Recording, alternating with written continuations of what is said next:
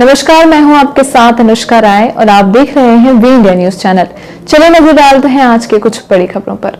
उज्जैन के master plan 2035 को लेकर श्री रामादल अखाड़ा परिषद के साधु संतों ने कलेक्टर आशीष सिंह से मुलाकात की तथा इस प्लान के संबंध में मुख्यमंत्री के नाम पत्र कलेक्टर को सौंपकर अपनी ओर से सुझाव दिए।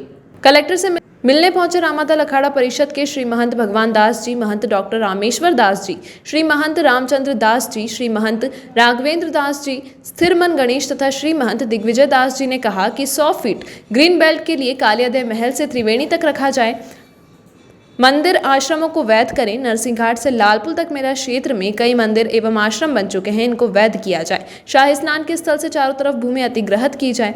पूर्व के क्रम 2016 की जो भूमि अधिग्रहित नहीं की है उसे यथावत रखी जाए। ज्यादा दूरी पर महात्मा रुकेंगे तो शाही स्नान के समय सीमा पर आना मुश्किल होगा। खिलचीपुर से मंगलनाथ का जो 80 फीट चौड़ा रोड है उसके आसपास जो अतिक्रमण है उसे भी मुक्त किया जाए। कि रामादल अखाड़ा परिषद की तरफ से ज्ञापन आज दिया कलेक्टर साहब को।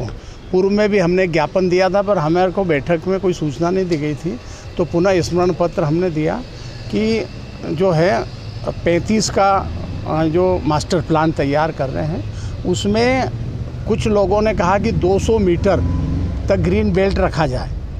हमारा कहना है कि 200 मीटर के बजाय 100 फीट ही रखा जाए, और इसलिए रखा जाए कि हमारे जितने भी स्थान है, दत्त अखाड़ा है, उदासीन अखाड़ा है, ऋण मुक्तेश्वर है, वाल्मीकि धाम है और मंगलनाथ है, अंगारेश्वर इत्यादि, ये सिद्धनाथ, ये सब घाट से लगे हुए हैं।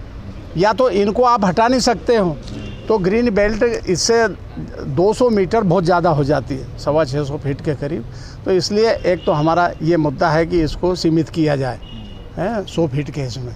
दूसरा ये है कि मेला क्षेत्र का जो विस्तारीकरण कर रहे हैं अलग अलग स्थान से, तो हमारा कहने का मतलब ये कि जो शाही स्नान होता है उससे बहुत ज़्यादा दूरी पे भी संतों का मतलब आरक्षित भूमि न की जाए, ताकि वहाँ से आने में ही बड़ी देर पड़ जाए तो समय पे नहीं आएंगे तो स्नान नहीं कर पाएंगे। तो इसका भी मतलब ध्यान रखना चाहिए। ये हमारी विशेष मांग है। और इसके साथ में और क्या मुद्दा था अपना, अवैध कॉलोनी को वैध कर रही है। तो हमारा कहने का मतलब जो नरसिंह घाट वाला बेल्ट है, नरसिंह घाट से लाल पुल तक जितने भी महात्मा है उन्होंने बहुत सारे स्थान बना लिए, आश्रम बना लिए, मंदिर बना लिया, तो उनको भी वैध किया जाए। जहाँ जहाँ भी मंदिर किसी ने आश्रम में बनाया है, तो जैसे कॉलोनी को वैध कर रहे हैं ऐसे इसको भी वैध किया जाए। नहीं, ऐसा कुछ नहीं है। जो मेला क्षेत्र जो है यथावत जहाँ लगा था 16 में, 4 में, 92 में, 80 में, वहीं लगे जहाँ जिसका जो महत्व है। अब वो दूसरे स्थान पर जाएगा नहीं, जिसका शिविर जहाँ लगा था वहीं चाहिए। अब वहाँ अवैध कॉलोनियाँ बन रही है, अवैध निर्माण कर रहे हैं, तो उन निर्माणों को हटाया जाए, या जो कॉलोनी बहुत सारी बन गई तो उनको वैध कर रहे हैं। इस तरह हम चाहते हैं कि जो संतों ने प्लाट ले रखे हैं तो उनका आश्रम बना रहे हैं तो उनको भी वैध किया जाए। खिलचीपुर से एक रोड आता है जो 80 फीट जो सिंगस्त में बना था, जो मंगलनाथ की तरफ जाता है, वहाँ पर अभी कई मकान बने हुए हैं जिस पर प्रशासन का कोई अभी तक ध्यान वहाँ गया नहीं है। तो वहाँ हम यही ध्यान आकर्षण करवाना चाहेंगे कि वहाँ का उसका भी निराकरण की, क्योंकि जो बड़े बड़े खालसे वैष्णव अखाड़ों के उसी क्षेत्र में लगते हैं, जो कि फ्रीगंज से आदमी आता है तो उसको सीधे मंगलनाथ जाने के लिए सुगम रास्ता है। अब वहाँ जो कॉलोनी बन गई और निर्माण होते जा रहे हैं, तो उस पर थोड़ा सा नियंत्रण हो, यही हम चाहते हैं। तो क्या गया था अभी इसमें अखाड़ा परिषद का नाम का जो दुरुपयोग कर रहे हैं लोग, ठीक बात नहीं है।